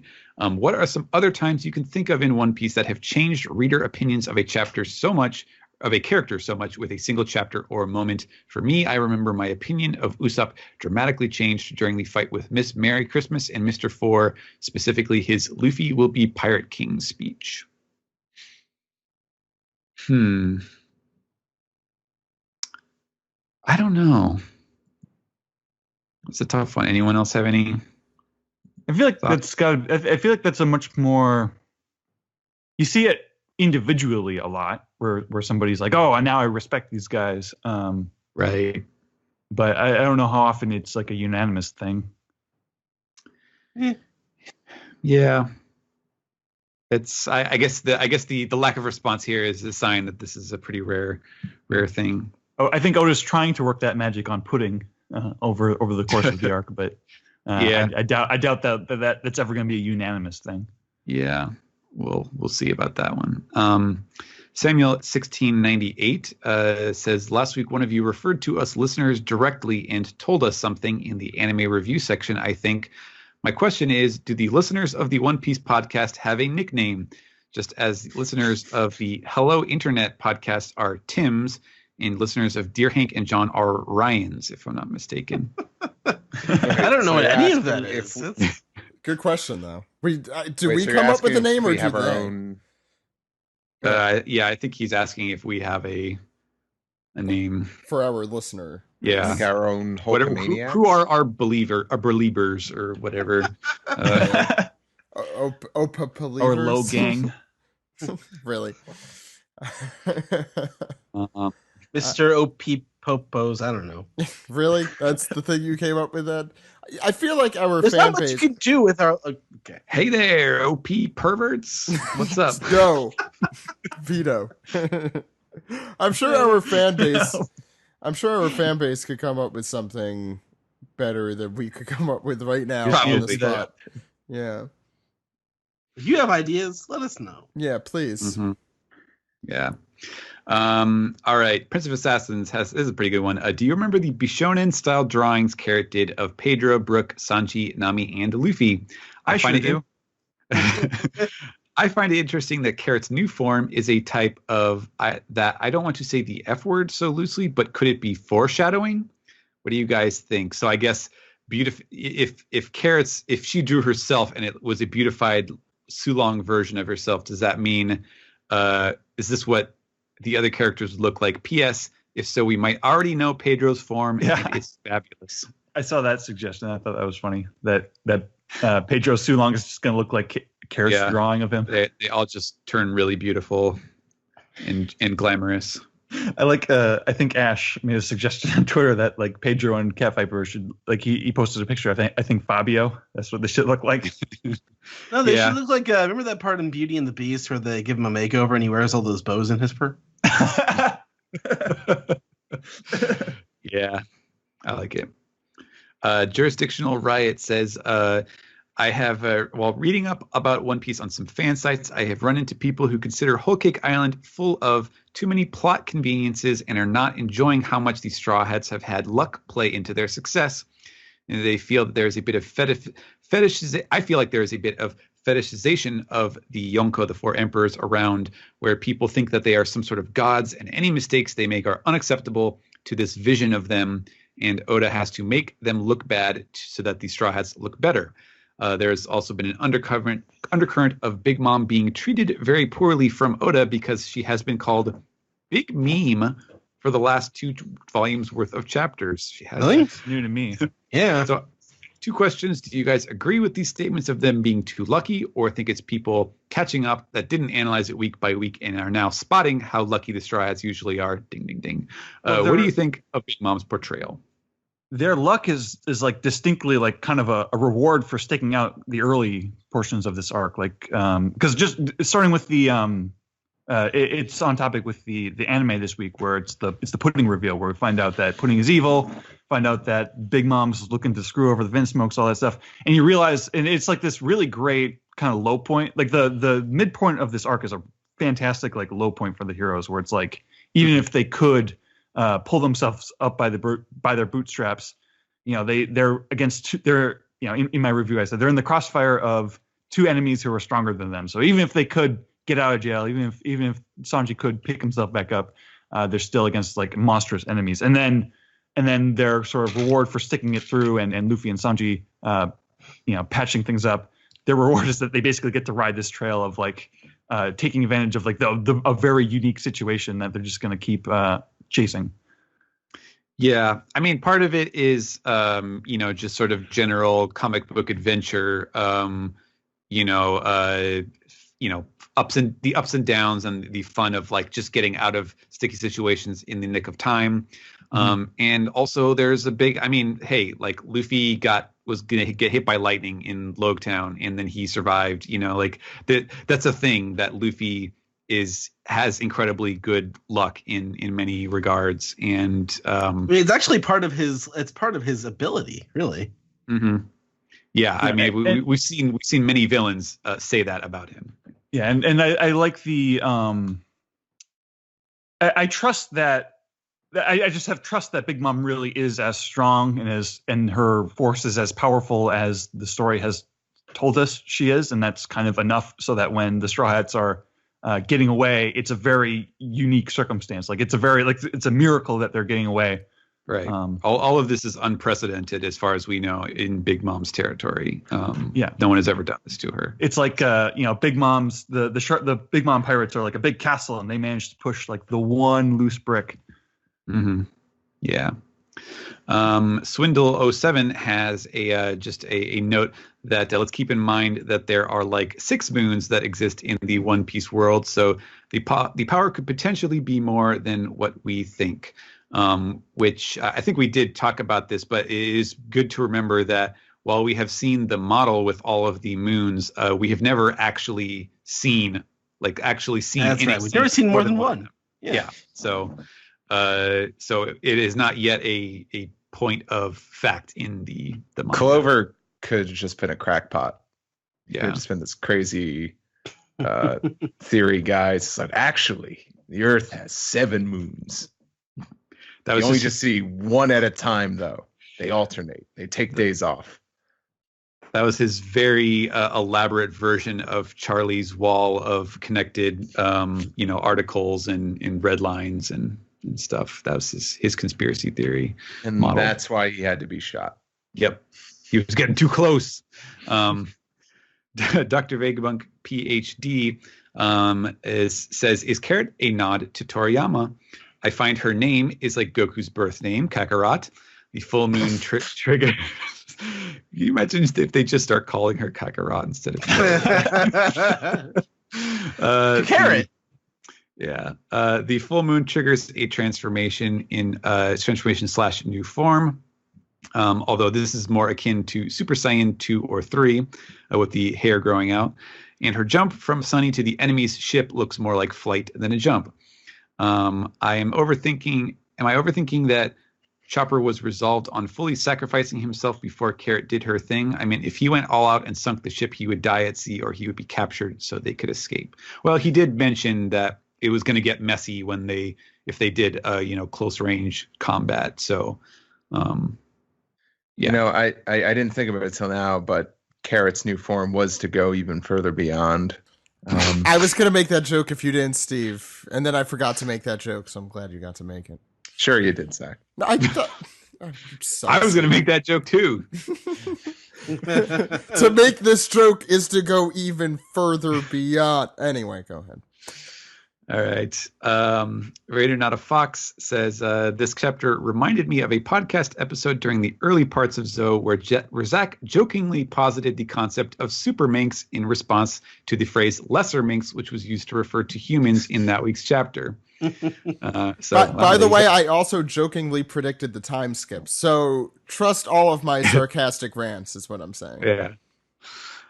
So the question is, what are One Piece starter books? Do you think there's a chance that Viz might end up releasing an English version in the future? I'm not sure what this is. I have no idea what they're talking about, but someone on Discord, actually during the recording also asked if the data books had any chance of coming out. So I'll throw that question in its stead. Oh, the data books? Yeah. Probably not. I mean, we are bringing back the art books, which is which was a very pleasant surprise. But the thing is, I would not expect ever to see old data books brought back because they're out of date now. And so if there is ever going to be a chance, I feel like it has to be a new data book coming out. But even then, I feel like the chances are very slim because it's just so much work. I'd love to see just like a hardcover compendium, let's say, of all of the data books in some sort of insane encyclopedia of One Piece. But, in hardcover, and they have all the ball stuff in them. Exactly. And they're called Kanzenshu. Yes. Or Daizenshu. And then it turns out that Luffy isn't lucky. Luffy just has a high level of Straw Hat cells. Rubber. They're called rubber cells. Rubber cells. Gumu cells. Gumu cells. Gumu. You talk about them. Actually, So yeah. That's why he ate the gum fruit, because they had a high level of gum cells that attracted him to the fruit in the first place. And I just want to keep ruining canon. I just want to introduce Minakori and some other stuff. I'm sorry, Steve, but Oda actually already did introduce how many gums are in any particular situation. If you would recall an SBS from 30 years ago, we've discussed the gums. We took that answer somewhere beyond. So we took that joke somewhere beyond. Weekend at Wanzi says, those cannonballs sure were entertaining. With the current political climate and all, I've been questioning my sanity. So when you inevitably lose your grip on reality, which homie from Whole Cake Island would you prefer to spend your time with? My favorite phrased question in a while. Who's the thundercloud? Oh, yeah. Zeus is pretty great. You'd just be high constantly. Well, it would have to be one I could eat, but... No. Once I eat the pancake. You want to be eaten? You want to be eaten, or you want to eat? No, I want to eat. I'm hungry. But homies don't eat other homies. The homies get eaten. Homies over hoes? Do I have to write that down? No. But if a delicious croquembouche bush is just hanging out with me, it's hey, have you been watching Brooklyn Nine-Nine? And I'll be like, no, but I'm gonna eat you because I'm hungry. So you wouldn't be the homie in this situation, Steve. You understand that? I thought the question was which homie would we want to hang out with, or Oh, I thought it was which would we want to be. Thank you, Zach. You're really sandbagging me Damn the entire time. Damn it, Steve is right. I'm wrong. I always feel bad for green tea in the anime. The green tea homies. Yeah, I was gonna say black tea and green tea. I would hang out with them. I did want to say them too because they were the funniest, most memorable from what I can recall. But it'd be hard not to eat them. Drink them. I just homies in general. I mean, yeah. The edible ones. They want to be I was eaten. about to say, even the tree ones. Especially like King Baum. That's really, I think, Steven, that's your soulmate. I mean, let's just be, you guys would just go back and forth trying to make tree puns to each other. Would Steven have to write his own friend's dialogue in that case? I would have to, no. He would say the tree puns, and I would have to say a bunch of human puns. Oh, instead. Yes. You guys would get along. You'd be as thick I as won thieves. by the skin of my teeth, both of which I have because I am human. And It's that's how not that would go. humanly possible. Oh, God. Can I see? Can someone draw a side comic of just Steven hanging out with King Baum, making bad puns at each other? Not you, Steve. It doesn't have to be you. We all Unless know you- I don't do work. Wait, when are Strips by Steve coming back? It's as soon as Endless Schmaltz gets back online. Damn it! Oh. Oh. Okay, go ahead. Black Northwind brings up the question again of if Big Mom will be defeated at the end of this arc or not. In my personal opinion, it will not, because the Elbaf arc is around. Otherwise, this is Black Northwind we're talking about. Okay, otherwise she will find out what had happened to Mother Caramel. Remember the giant eyewitness? I doubt that detail was put there for no reason. And we readers as to why Prince Loki wanted to marry Lola. Well, I mean, that stuff could still easily be revealed here. But I feel like that would have to come after they resolve, after they feed Big Mom the cake at this point. Because it's getting the action is getting pretty hot and heavy. I wouldn't want to break away from that at this point. Running down to the end here, Nick Fridge says, as awesome as this Sulong power-up is, it has changed my mind on wanting Carrot to join the crew. Before, I really wanted her to, but with this kind of ability, it seems like any fights she has as a Straw Hat would be way too predictable. I'm way more on board now with the idea of her reforming the Nox Pirates, like someone on the podcast suggested. I don't know where she's going to go off to. Like, where is she going to get her own ship, and why would she be having her own adventure? Right, that's what I want. As opposed to either going back to Zoe or going on with the Straw Hats. Like, those are her options. The only thing we really knew about the Nox Pirates is that they went for Big Mom's poneglyph. I think they were thieves, actually. Yeah. I'll also say that I liked the Minx before. I like them more now. I have no problem with Kara joining the crew. I think she'd be a good addition. Would Jinbei get really jealous? It's like, all right, guys, I know you made you wait, but it's my big moment. Supposed to be mine. Finally joined the crew. Yeah, and Carrot's like, I'm joining the crew too, and Paige is like, I am alive, so I guess I'm joining. And then Jinbei's like, oh shit. Well, and then Luffy's like, they transform. It's awesome. How come you can't do that, Jinbei? What if her power, what if like the drawback of going into Sulong form is that you just end up bleeding a whole lot, and at the end of the arc Jinbei has to donate a whole bunch of blood to Carrot, and take my effing blood. Yeah, and he's like, oh, I have to recover, guys, hang on, I'll be back, I have to have some business to conduct, and then he leaves again. I think it's still perfectly reasonable for her to do the Nox Pirates things, because she wants to live up to the memory of Pedro, and she also has as we have seen, a kind of a boundless excitement for the wonderland of the sea, and which is very similar to Luffy, and so I think that's a good vote for either the Straw Hats or her own crew, although where she would get a ship and all that other stuff would still be unknown, but I could still definitely see it happening. All right. Our last question on Reddit is from Well-Mannered Snake. Sorry, I meant to read these together actually, because this is, does this chapter have you feeling more or less confident in Carrot joining? I feel like while what she did or is doing is awesome, that if this is indeed her big moment here, that kind of ends the idea of her being a part of the Grand Fleet. Also, P.S. Can you confirm, Sam, that you survived after reading this chapter? It's funny because Greg sent me a message. Apparently, Alex had told him, like just out of nowhere, he had told him that Sam had died of blood loss, and he actually thought it was real at first. So he had to like send a message like, "Oh, I'm glad you're alive, buddy." That's depressing. I did survive. Sam, we all I'm here care right now. about you. Please don't kill yourself because of how much you like carrot. I mean, or any reason really, but especially that. I think it's mostly about. Oh, out of the nose. I see. All right. That's it. Well, let's move on. Yes. Yeah, that's please. Ed, it's time to. Peace the tweet. First one comes from Chopper's Left Antler, who wants us to know that carrots are bad for rabbits. Eating them leads to tooth decay and other health problems. Cool. This could have been made up. Who knows? Wow. Sniper Thanks a of- lot, Bugs Bunny. It's like cigarette ads for rabbits. It's just he was such a bad influence on all the young rabbits. Anyway, please. Sniper of My Heart says, I'm probably the millionth person to notice this, but the basket of food Sanji has for the crew in the opening animation is the same one he tries to bring to Pudding, right? The opening animation has nothing to do with anything ever.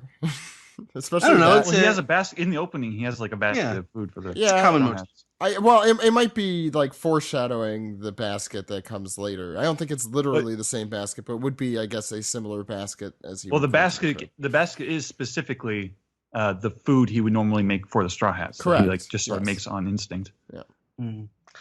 Next one comes from Cracker Jakku, who says, could Pound be the Tyrion Lannister of One Piece?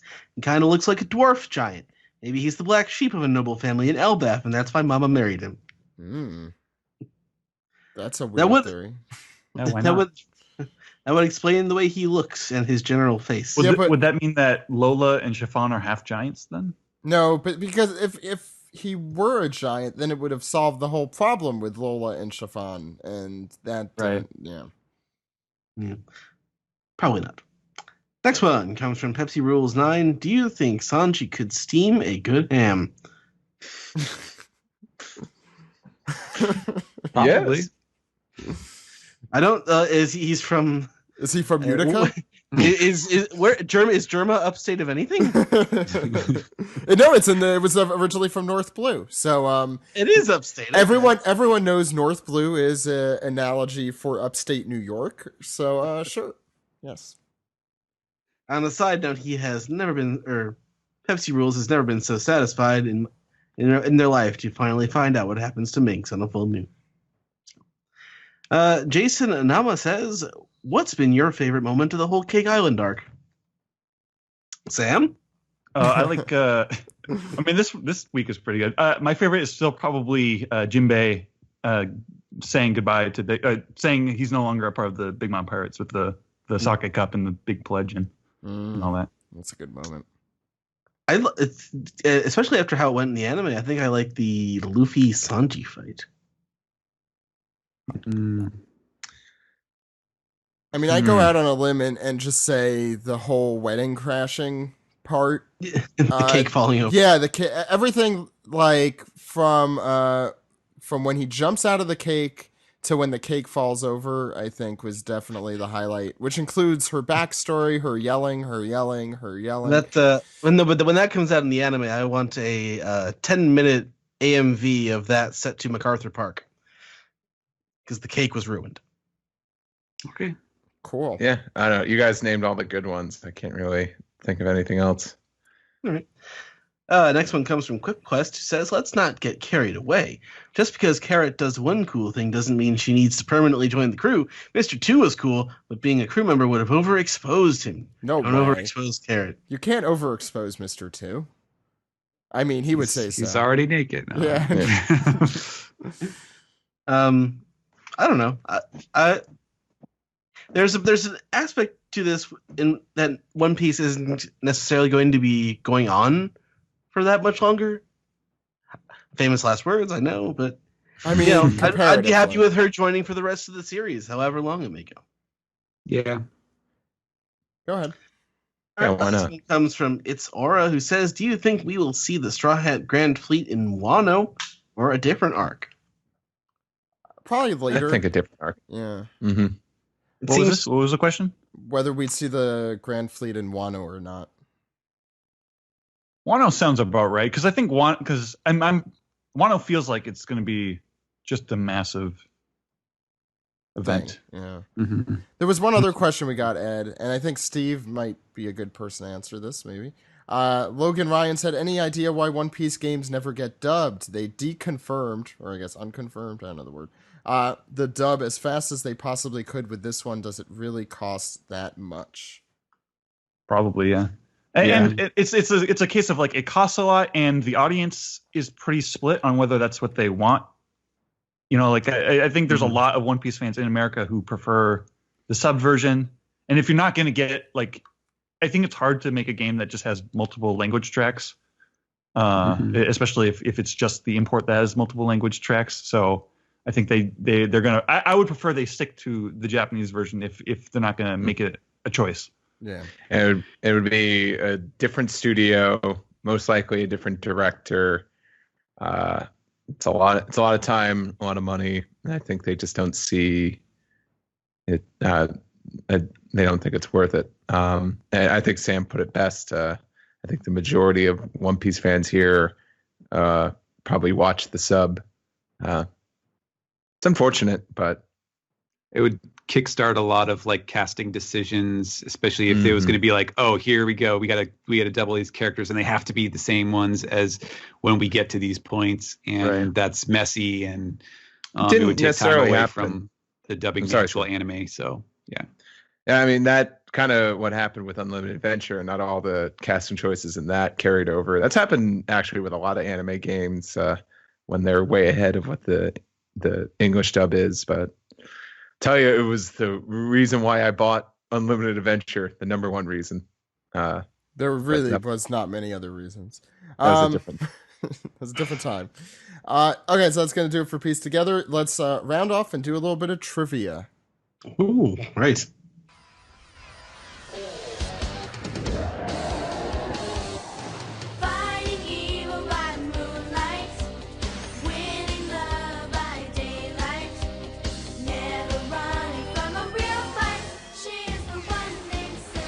This has been the One Piece Podcast, episode 499 for December 11th, 2017. Reminder for folks, we have our 500th episode next week.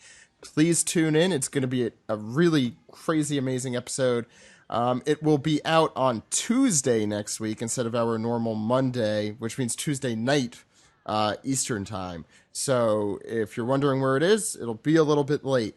The manga is also off next week. It comes back on Christmas Day. Then it's off again, I believe, probably on January 1st. They usually do 2 double issues. I don't know if we have a confirmation yet on that, but... Yes, yeah, the following chapter will be out on the 8th of January. So we will be back on the 8th of January with, I don't know what number, probably 501.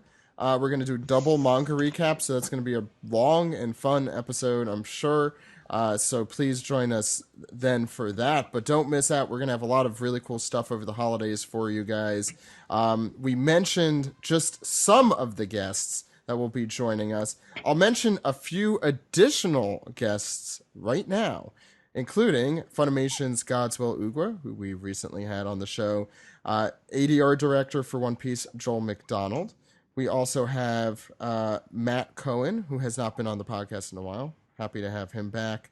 And let's see, is there one more person? Jammer, I will definitely say, is forced to try and name characters, which he is completely unable to do. That one you want to listen to. So, speaking of, we're going to be doing a little trivia a little bit later, but first, where can people find you, Sam? They can find me on Twitter at Lucky Chainsaw. They can find me on AnimeNewsNetwork.com. Doing the daily streaming reviews for One Piece, Dragon Ball Super, and Black Clover. And they can find me on the One Piece podcast doing the anime recaps every week. Steven. You can find me on Twitter at Translatosaurus. Steve. You can find me on Twitter, Instagram, Tumblr. Steve Yurko is the username. And I'll also be at MagFest in National Harbor in Maryland. At the Gaylord. Yeah, after the weekend after New Year's. So I'm sure I'll see some of you there. And Ed, where could the good people out there contact us? You are Zach_Logan on Twitter. I am Edward E. One Piece. The podcast can be found at OnePiecePodcast.com, Twitter.com, YouTube.com, and Facebook.com/OnePiecePodcast.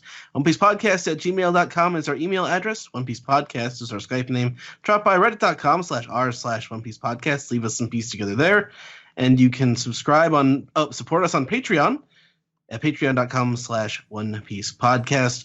And you can also subscribe on SoundCloud, subscribe on Google Play, subscribe, rate, and review on Apple Podcasts, or call us on our phone number. Zach? And for the 499th time, that phone number is 347-497-MAJI. Maji, we've had that number since the beginning? Yeah. Oh, yeah. That was the name of episode 2 of the show, right? It's probably the 498th time, to be fair. But anyway, that phone number again is 347-497-6254. Call anytime. Anytime. With your questions, your comments, your theories. So, we're going to do a little bit of trivia. Again, reminder, please subscribe on Patreon, patreon.com/OnePiecePodcast. We'll have lots of extras, including a lot of additional interviews that you will either not hear right away on the podcast main feed or at all. Joey has been listening to all of the backlog of stuff we have on there. They're great. I definitely suggest you check it out. But let's do some trivia. This year, we have been in the same arc all year. So to celebrate, we're going to do a little bit of Totoland trivia. You are going to name, and this is according to One Piece Wiki, so the names might be slightly different, but Steven could be our judge if, something is correct or not here. So the order is going to be in the order that you guys had your pages, so it's going to be Steven, Steve. Did you say the category yet? Islands in Totoland. Islands in Totoland. Steve, or Totland. Steven, I can't pronounce things. Steven, Steve, Sam, Ed, that's your order. As you know, all you have to do is name one. If you can't name one, repeat or run out of time, you're out. I also have a tiebreaker ready to go in case that does happen again this week. That was exciting last week. Okay, let's start. Steven. Cacao Island. Steve. Nuts Island. That's Nuts Island. Sam. Jam Island. Yes. Ed. Whole Cake Island. Just taking the low-hanging fruit, no pun intended, Yes. because that is cake. Steven. Flavor Island. What would that be? Oh, yeah, I have that here. Sorry. Damn. Steve. Chips Island. So was that officially the name of that, Steven? It was Yeah. Chips? Yeah. I don't remember. That's what Steven called it, yeah. That is okay. Okay. I couldn't remember if it was a town or an island because he mixes them up. Shut up. No. I believe the town was like Munch Munch or something, right? Wasn't it like something? Anyway, I'll take it, Steve. Sam. Is Cheese Island one? Yes, it is. Ed. The German kingdom is currently located inside Toto. Ooh. I did not have that, but you know what? Fail him. No, I'll take it. That's good. That's good. Technicality. It is. Steven. God, some bullshit. It's a few you got here. Okay. All right. I think this is stuff that we haven't actually gone over on the podcast, but Got 3 seconds. I believe like Flower Island is a Katakuri's island. Yeah, what's do you know the Japanese for that? Because the One Piece Wiki had it something. I've translated the SBS for Viz already, but I don't have it on the top of my head. Okay, so I'll get that open, but I'm gonna count that. Sam. I think I'm out. Sam is out because he gave up. What would your dad think about that? Sorry. Dad's already gone to bed. He's done listening to this podcast. Where are we here? Ed. Oh, wait, I'm out? Oh, Steve. No. Steve, go ahead. I'm probably going to be out now that I asked. Crap. Not an island, but... Oh, really? We don't have anyone that's the minister of shit. Write that one down as an episode title. Minister of shit. Okay, you've run out of time because I was able to write down that episode title. So was Biscuit Island? Okay, fine. I'll give it to you. Oh, I got one? Yeah, Ed. Candy Island? Yep. Okay. Jeez. Steven. Paraspero had to have had an island. Well, I'm just looking. The Katakuri's Island. So Komugi Island. Does that sound right? Yeah. Okay. Yep. Okay. So go ahead. So Steven, go ahead. Islander, yeah. So Ovens Island is, I call it Bakery Island. I think it's Yakigashi Island. Yep. You got it in both languages. Yep. There you go.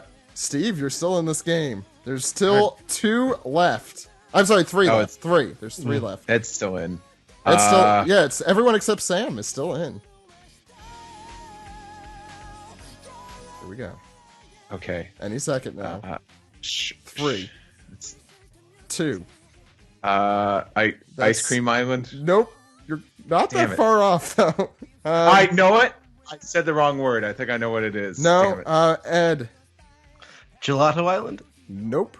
No. All right. So that's Steven. I was out of it anyway. Steven has to say a correct one unless it's we'll tie if he doesn't. Did anyone say Liqueur Island? Nope. Steven, winner. Yeah, Is there a Juice Island? Did someone say Juice Island? So the 2 that have not been said are Milk Island and it's Daifuku's Island, Pori Pori, which I don't know what's right. That one, I think that's from the most recent. I think I called Munchie Island because that's like the sound of you eating snacks. Okay. Like, I like that. Genie Island? No, Genie Island. No, it's a magical island. Although I did call his town Beanie Bean Town, so.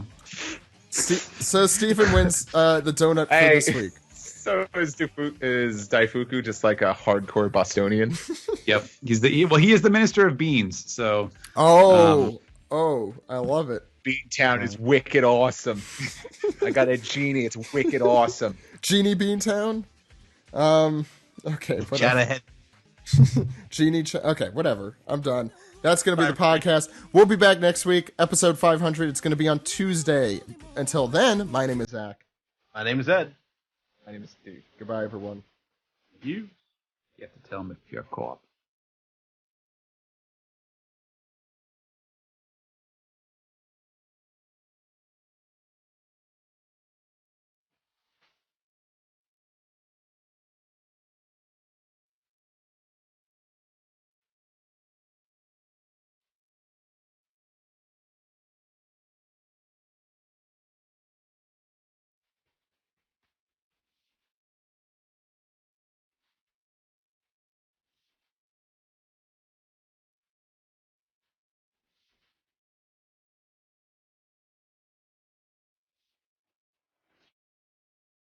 Fighting evil by moonlight, eating carrots by daylight. Here we go. Running real fast towards a real fight. She is the one named Sun, Long, Moon. Carrot.